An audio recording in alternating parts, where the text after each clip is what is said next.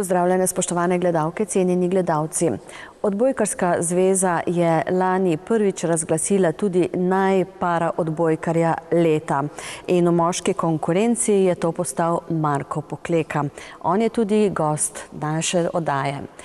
Lepo pozdravljeni. Marko, nahajamo se v športni dvorani v Šoštanju. Je to vaša domača športna dvorana? Lep pozdrav tudi iz moje strani vašim gledalcem. Ja, to je v bistvu moj drugi dom, moja dvorana. Tukaj sem začel svoje prve odbojkarske korake in še danes v bistvu sem tukaj in se rad vračam v to dvorano. No, kako se je začela vaša športna pot? Otroci ponavadi tudi druge športe preizkujejo, raziskujejo. Kako je bilo pri vas? Dosti podobna zgodba je bila tudi pri meni. V bistvu jaz sem hodil na osnovno šolo Karla Destovnika Kajuha. Tam je bil takrat profesor gospod Darko Menih. Njema je že bila odbojka tudi položena v zibelko, tako da v bistvu on takrat na nas vse skupaj to prenašal. Jaz se sicer večkrat pohecam, da v bistvu mi na naši osnovni šoli nismo imeli druge opcije, ko pa igranje odbojke. In takrat je nas gospod Darko zastrupil s tem in smo še danes tukaj, kjer smo. In kako je šla potem ta pot? Ste igrali tudi recimo z Dejanom Vinčičem in to, kako je šla ta karijera? Ja, v bistvu karijera je šla tako, da smo pač začeli z treningi od najmlajših selekcij, se pravi od mini dvojke do male dvojke in vse do članske ekipe. To je bil moj v bistvu matični klub, v katerem sem igral vse selekcije. Sem pa igral tudi, ko ste omenili, z Dejanom Vinčičem, današnjim reprezentantom, Janom Klobučarjem, Alenom Đorđevićem, vsem bivšim reprezentantom v odbojki. Kdaj ste začeli sedečo odbojko? Namreč to priznanje paraodbojka je zaradi sedeče odbojke. Sedečo odbojko pa sem začel v bistvu čist po naključju. V bistvu 7-8 let nazaj, takrat, ko sem v bistvu končal to navadno odbojko, me je poklical sedanji selektor Simon Božič, moj prijatelj, če prijem pomagati na kak trening fantom in puncam, in v bistvu na tak način sem tudi spoznal sedečo odbojko. Ja, koleno sem operiral 8-krat in takrat se je v bistvu začela ta moja sedeča odbojka. V bistvu postopek pridobivanja te licence je tak, da pač moraš v sedeči odbojki biti na nek način poškodovan. Sam sem pol zaradi tega kolena, ker ga ne morem v bistvu pokrčiti toliko, ko bi ga lahko, sem dobil potem te papirje, certifikate, da lahko pa igram tudi sedečo odbojko. Pa če ostaneva zaenkrat, če pri oni navadni, ste član katerih klubov ste bili Topolšice? Sam sem bil član samo odbojkarskega kluba Šoštanj Topolšica, tako da je to moj matični edini klub. Kot paraodbojkar ste pa član šempetrskega kluba? Ja, kot paraodbojkar pa sem član SIP Šempetra iz Savinjske doline. In ta reprezentančna pot lani je bila zelo uspešna in pa seveda tudi klubska pot. Pa če najprej rečeva, kakšna je bila klubska sezona lani?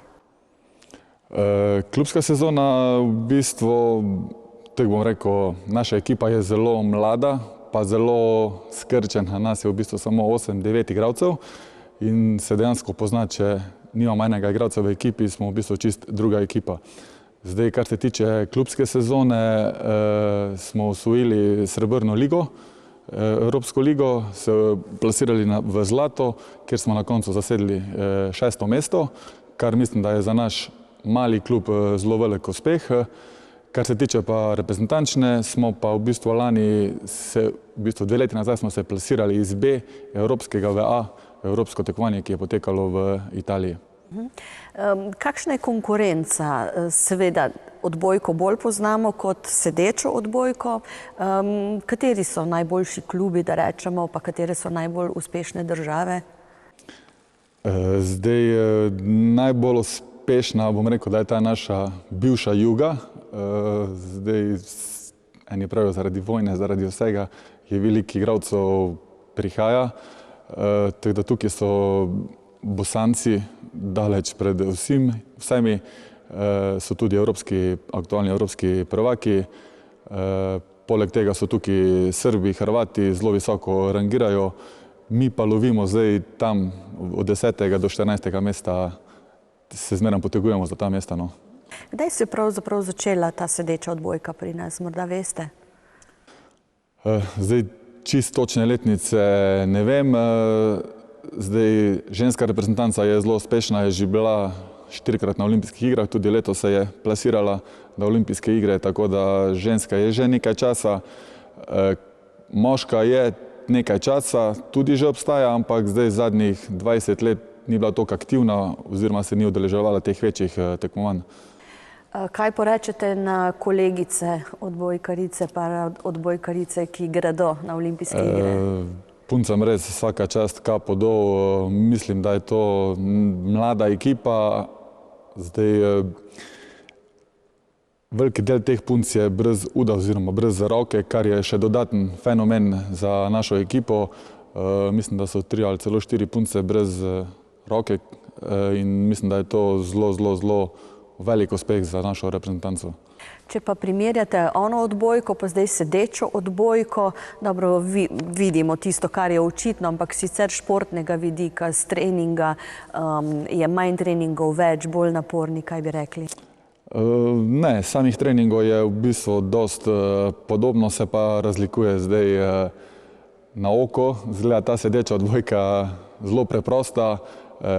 Tudi sam sem mislil, dok nisem probal, ko pa probaš, pa vidiš, da kar dost, predvsem ritnice bolijo, pa roke pri gibanju. So neke sporednice, je pa tudi nekaj različnih elementov, tako da je v bistvu dost zanimiva zadeva, no. Rekli ste, da fantov vas je malo, verjetno bi pa še povabili koga, da se pridruži.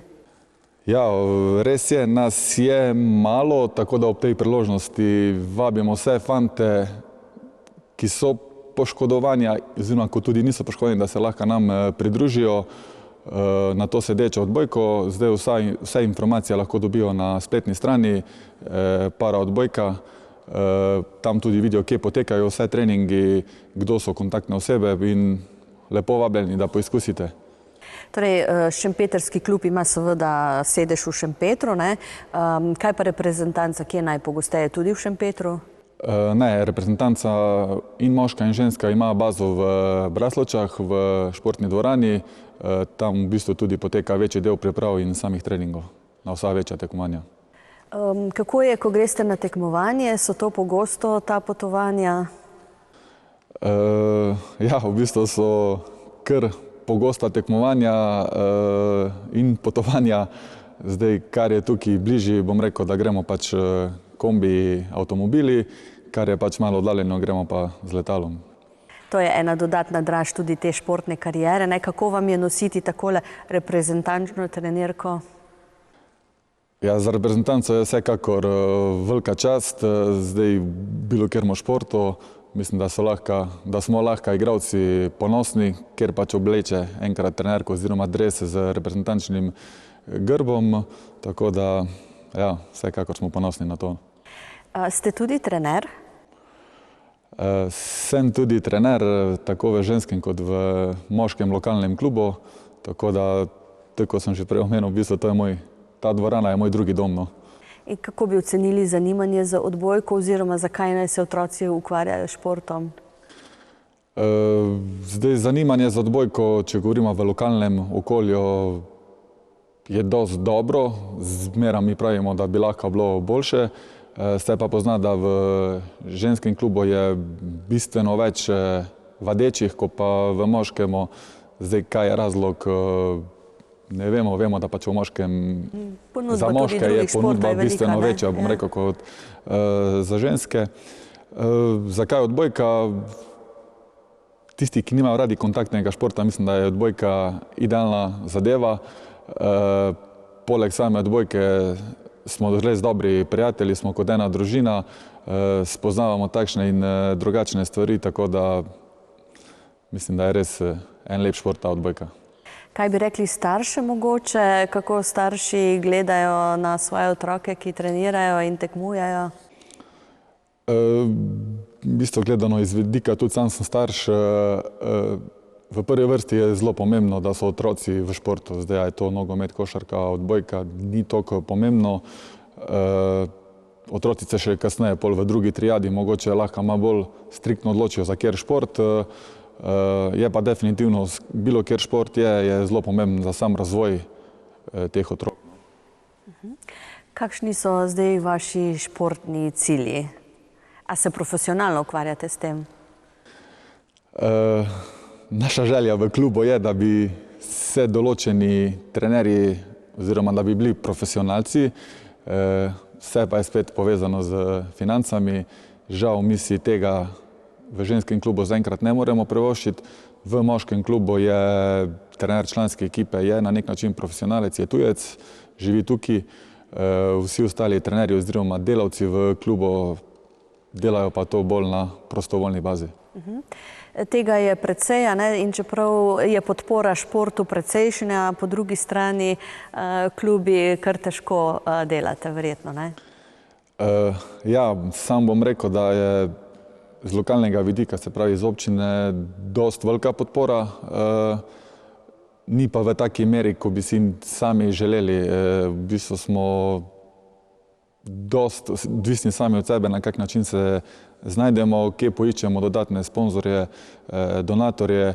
Je pa vsako leto težje zagotoviti ta finančna sredstva.